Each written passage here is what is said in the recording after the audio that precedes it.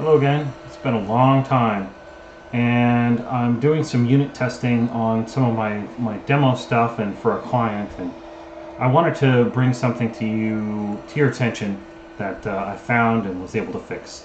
So here's in tSQLt, it uses function, this function here, private installation info, to return a table that selects out the this number as numeric as part of the, and they call it the SQL version.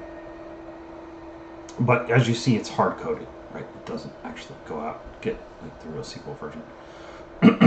So if you're using tSQLt and you're getting an error, and I'll show you the error here.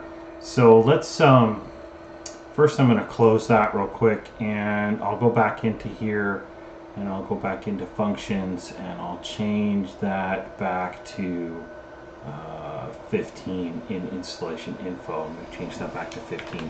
And 15, for the record, 15 is what the current SQL 2019 version comes as, it comes as 15. So there isn't a more updated version that I found on the tSQLt downloads, so I'm making this video. Anyway, so there's that. I just saved it, right? And I'm gonna do a local deploy. So here's my local publish, right? My normal stuff, and it pops this stuff up and connects to my local guy here. And I'm just gonna choose publish and watch it's gonna fail. So let's look at the failure result and see what we get, right? It says the tSQLt private init, right? tSQLt is in an invalid state. Please reinstall tSQLt.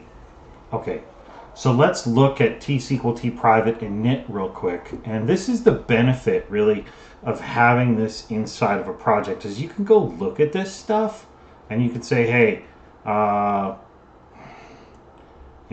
what's going on here. So let's look at private init.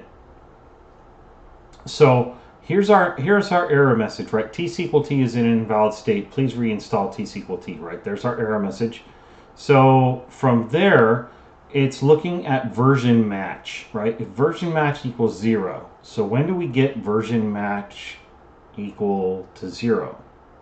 Well, we get version match equal to 0 when i.SQL version is not equal to i.installed SQL version, and that comes from tSQLt.info, which again is another table value function, right?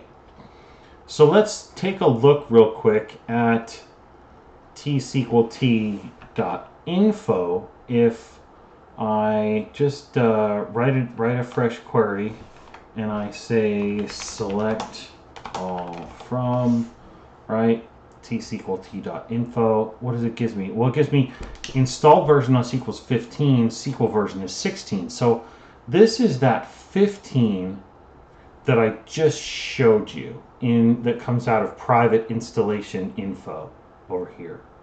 Okay, so if you're getting this message over here, right, that tSQLt is in an invalid state, please reinstall tSQLt, and you're sure that everything else is correct, right? It all works, right? It all worked before you upgraded your SQL version. Everything else is good, right? So if you're sure of that, and you're sure of everything else, then go ahead and go into this function and change that to a 16.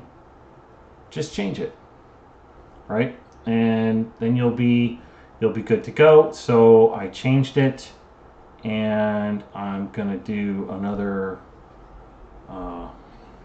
Actually, let me make sure. Because let me go back into installation info. There's 16. Okay. So output data tools operations. So there's my success. I go back in to view my results, and we'll see what changed here.